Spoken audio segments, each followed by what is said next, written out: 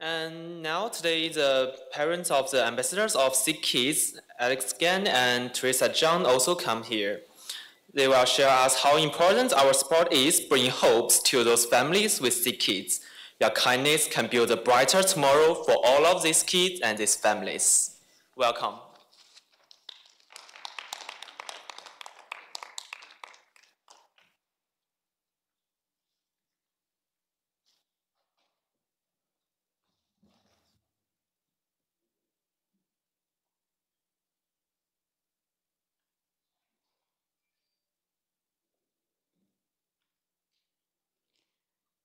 Hello everyone, my name is Teresa and Alex's mom. And I would like to tell to you as a parent of one sick child and explain why donation to sick kids are so important. 12 years ago, when Alex was just about 6 years old, he was hospitalized for about 3 months in sick kids. And this gave me a lot of insight into the hospital and the Sick Kids Foundation. Because of his long stay, and after discharge, he became ambassador for Sick Kids Foundation and participated in many of their events. He can't be here today because he's taking part in a school competition, so I'm talking on his behalf. I hope none of you ever have to experience a children's hospital like I did, but life is full of surprise. And if you ever have to take your child to a children's hospital, Sick Kids is truly one of the best in the world. Sick Kids not only provide advanced and free medical treatment, but it is also one of the world's largest research institutes focused on children's health. And parents in Ontario are very fortunate because of this. The reason it's free isn't entirely due to government funding. In fact, government funding only covers part of sick kids' expense, enough to provide basic treatment. But what allows sick kids to become the world class in all areas is donations from regular people. When Alex was 6 years old, and he was sent to the sick kids due to injury from bicycle incident.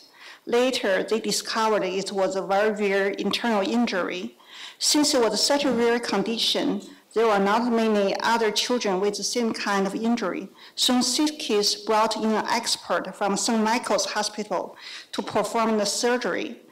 But because he was so small, they had to rent a special ultrasound machine from the US. Canada didn't have one that could be used on children that small. Before the machine arrived, he developed complications that have never been documented before. Since they didn't know what caused it, the doctors from 5 different departments held consultations. One doctor even stayed up late reading rare case report every night and came to check on him each morning. Eventually, they found the cause and wrote a report to help others in the future.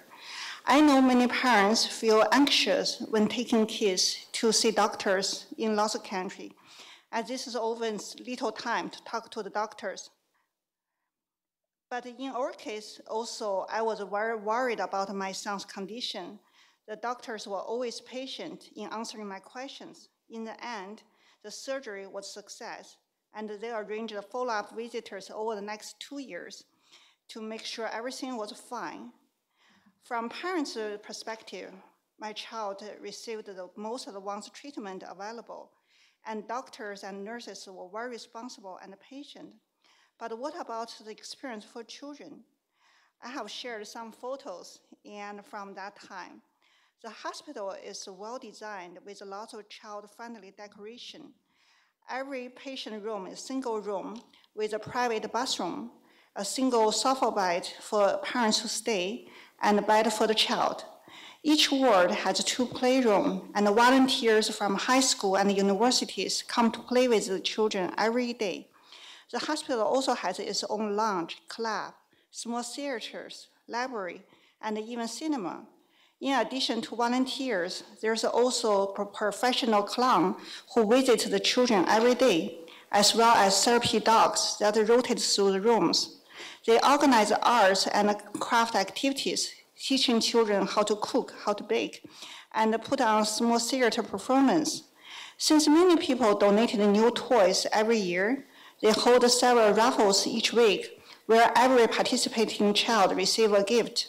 Additionally, many organizations bring activities for the kids, such as museums bring fossils, hockey teams taking pictures with children, or even horse riding performance right outside the hospital.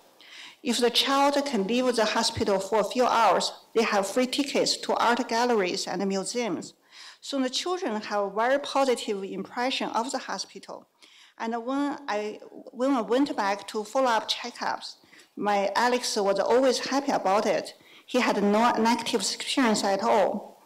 We even had an unexpected benefit because he went to the library every day in the hospital to borrow books. By the time we left 3 months later, he had gone from barely recognized letters to being able to read an encyclopedia. This level of care is something that even very expensive private hospital would struggle to provide. As a parent, it's a relief not to worry about the cost, whether doctors are good, or whether the children will have lasting psychological effects. Although it's unfortunate the children get sick, with the help of this hospital, families can greatly reduce their stress. SickKids is able to provide world-class care in medical treatment, environment, child experience, and research because it received donations from the community. My family has continued to donate to SickKids every month, and whenever I can, I explain to friends why donations to SickKids are so valuable. Children are incredibly important to the families and are the hope for the society's future. This is the one main reason we're hosting this event today.